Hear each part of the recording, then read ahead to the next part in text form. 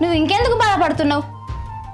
మీ అన్నదమ్ములు ఏరబడుతున్నందుకా, లేకపోతే నువ్వు సంపాదించిన పైసలకు ఇచ్చుడు బంద్ అవుతుందనా? అవునిక నేను జర ప్రశాంతంగా ఉన్నాని, నన్ను ఉరిపేకు జరా పో బయటకున్నాడు. నేనేం మాట్లాడినా నీ కొరినట్టే కనబడుతుంది. ఇన్ని రోజులు నా తమ్ముడు అని ఏ కష్టం లేకుండా చూసుకున్నావు, ఏ పని కూడా ఏపేయలేవు. ఇప్పుడు పెళ్ళం వచ్చినాక అన్న సేదయిండు, ఇప్పుడు ఏదో పడ్డది కదా నీకియా. నీకెంత చెప్పినా అర్థం కాదే. వాడు నాకు తోడ పుట్టినాడు. వాడిని నేను ఎంత మంచిగా ఆడినా, ఎంత మంచిగా చూసుకున్నానే వాడిని నేను ఇట్లా ఎత్తాను అనుకోలేవాడు. చూసుకుంటే ఇప్పుడు చూస్తున్నావు కదా ఎట్లా ఎత్తుర్రో. ఏరవరదమన్న ముచ్చట నేను కదా అన్నది. నీ మరదలు నీ తమ్ముడు వాళ్ళిద్దరు ఇంట్లో అనుకొని ఇటు వచ్చి చెప్పిర్రు, నువ్వేమో నా మీద కొడుతున్నావు.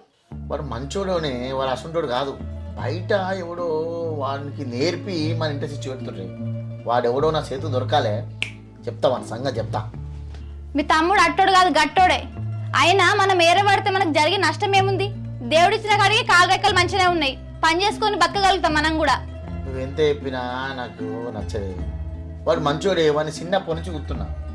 వాడు ఇట్లా మాట్లాడతాడు కాదు, కానీ వాడికి ఎవడో మందు పెట్టిండే, అందుకే వాడు ఇట్లా తయారయ్యాడు.